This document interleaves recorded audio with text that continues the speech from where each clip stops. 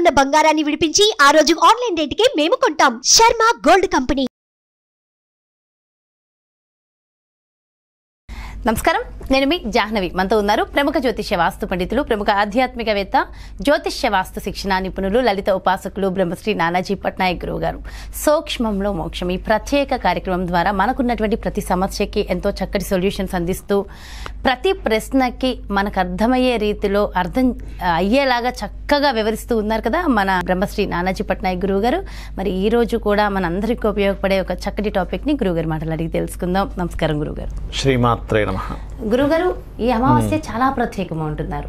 ఆ అమావాస్య గురించి డీటెయిల్ గా ఎక్స్ప్లెయిన్ చేయండి గురుగారు. తప్పకుండా అమ్మా. ఫస్ట్ ఆఫ్ ఆల్ ఏంటంటే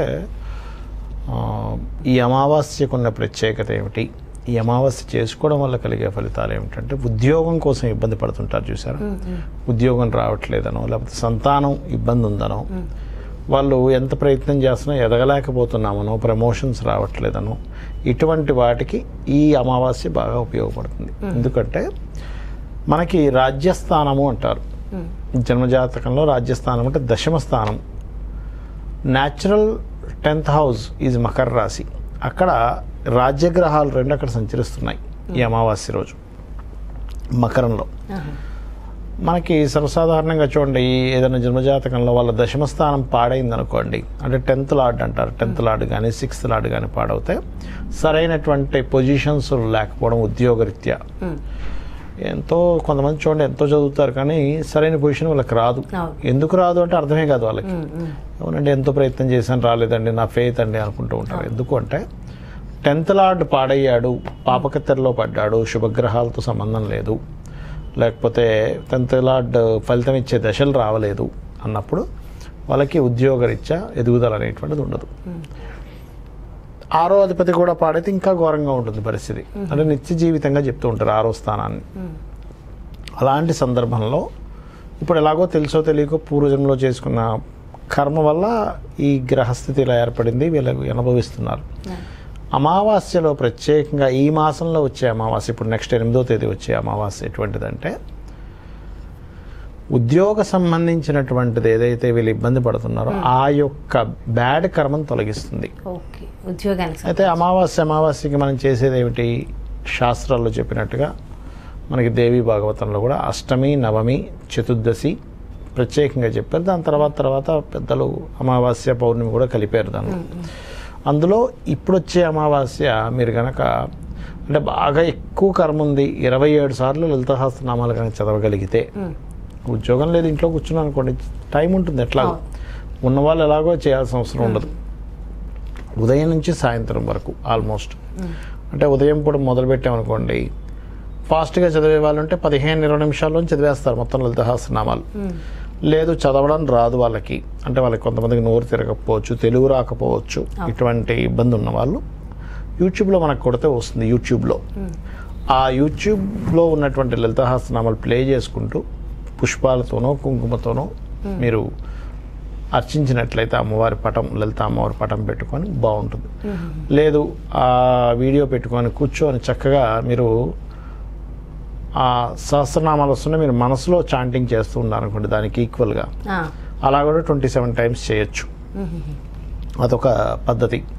ప్రతిసారి లలిత సహస్రనామాలు అయిన ప్రతిసారి కూడా మీరు హారతి ఇవ్వడం, ఏదైనా ఒక ద్రాక్ష పండు, ఏదో ఒకటి ఖర్జూరము, బెల్లము, మీ స్తోమత తగ్గట్టుగా, మీ శక్తి తగ్గట్టుగా అక్కడ నైవేద్యం పెట్టడం చేయాలి.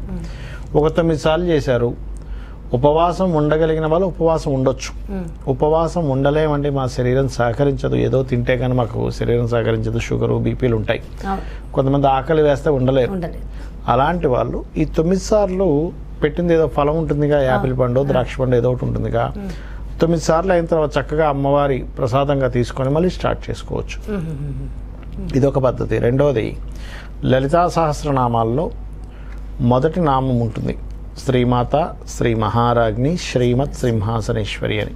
దీనికి ముందు ఓము నమః కలుపుకొని, ముందు ఓం లాస్ట్లో నమః కలుపుకొని, ఓం శ్రీమాత శ్రీ మహారాజ్ని శ్రీమత్ సింహాసనేశ్వరి నమః అని చెప్పి చేసుకుంటూ, వీలైతే ఉదయం పూట, ఇంకా వీలైతే సాయంత్రం పూట ఇంకా బలం అమావాస్యకి ఎప్పుడు కూడా చేసినట్లయితే 1 గంట 2 గంటలో మీకుండే దీన్ని బట్టి, ఎందుకంటే మనం అనుకుంటున్నాం కానీ అమ్మవారి అనుగ్రహం ఉంటే కానీ ఎక్కువసేపు చేయలేం, మనం చేయలేం. అయితే ఈ 27 టైమ్స్ టెక్నిక్ మాత్రం చాలామంది చేసి దాని అనుభవం పొంది వాళ్ళకు ఉన్నటువంటి కర్మను తొలగించుకున్నారు.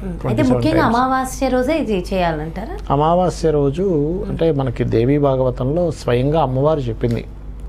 ఇప్పుడు నేను చెప్పిన ఈ తిథులు ఏవైతే ఉన్నాయో ఆ రోజు తన యొక్క ఎనర్జీ దగ్గరగా ఉంటుంది మనకి. అంటే ఉదాహరణ ఎలా అంటే, ఇప్పుడు చూడండి అమ్మా, ఒక బిర్లా టెంపుల్కి వెళ్ళాలి లేదా తిరుపతికి వెళ్ళాలనుకోండి, తిరుపతికి దగ్గరే ఊర్లో ఒక వ్యక్తిని వెళ్ళడం చాలా దగ్గర, ఈజీ అయిపోతుంది, అరగంటలో వెళ్ళిపోతాడేమో. కానీ ఇక్కడ నుంచి మనం తిరుపతి వెళ్ళాలంటే ఎక్కువ టైం, 1 నైట్ మొత్తం మీద ఒక 10 అవర్స్ జర్నీ ఎంత పడుతుంది కదా. అంటే ఏమిటి, దగ్గరగా ఉన్నప్పుడు త్వరగా మనకు అనుగ్రహం ఎలా వస్తుందో అలాగే అమ్మవారి అనుగ్రహం ఈ తిథుల్లో దగ్గరగా ఉంటుంది. ఎందుకంటే రవి చంద్రులు ఉన్న స్థితి అటువంటిది ఉంటుంది. కాబట్టి అమావాస్య నాడు కానీ పౌర్ణమి రోజు కానీ, అందులో ప్రత్యేకంగా దేవీ భాగవతంలో చెప్పినటువంటి చతుర్దశి, అష్టమి, నవమి రోజులు కనుక అమ్మవారిని ఆరాధిస్తే ఏమిటి ఫలితము అంటే దుష్కర్మలు తొలగిపోతాయి, దుష్కర్మ నుంచి వచ్చే ఫలితం తగ్గుతుంది అని శాస్త్రం. ఆ ఫలితం లేదు అంటే మీకు మంచి కర్మ వస్తుంది కదా. మంచి కర్మ వస్తే ఏమిటి, ఉద్యోగము, ధనము, దానివల్ల కొంత వాళ్ళ పొజిషన్ మారడం, ఇవి జరుగుతాయి, ప్రమోషన్స్ రావడం ఖచ్చితంగా జరుగుతాయి. ప్రత్యేకంగా ఉద్యోగం లేనటువంటి వారు చేసుకోవాల్సినటువంటి కర్మ ఈ అమావాస్య పనికి వస్తుంది. ఉన్న వాళ్ళు కూడా కొంతమంది ఇబ్బందులు పడుతూ ఉంటారు. ఉన్న వాళ్ళు ఇప్పుడు ఉండి అందులో ఇంకొక ఉద్యోగం కోసం ట్రై చేస్తుంటారు, వాళ్ళు చేయొచ్చు. లేదా ప్రమోషన్స్ రావట్లేదని బాధపడే వాళ్ళు చేయొచ్చు. వీళ్ళందరూ కూడా చేసుకోవచ్చు. ముఖ్యంగా అమావాస్య నాడు చేయొచ్చు. అందులో మీకు ఇంకొంతమంది చండీ చదువుకోవచ్చు, ఆ రోజు చండీ కూడా చేసుకోవచ్చు. అమావాస్యకి హోమం చేసుకోవచ్చు, చండీ హోమం చేసుకోవచ్చు. వాళ్ళ జన్మజాతకంలో ప్రత్యేకంగా అమావాస్య సమయంలో పుట్టినట్లయితే ఇంకా బాగా పనిచేస్తుంది. అమావాస్య వచ్చేసేది అంటే సేమ్ ఎనర్జీస్ ఉన్నాయి కదా, ఎనర్జీ మ్యాచింగ్ అంటారు దాన్ని.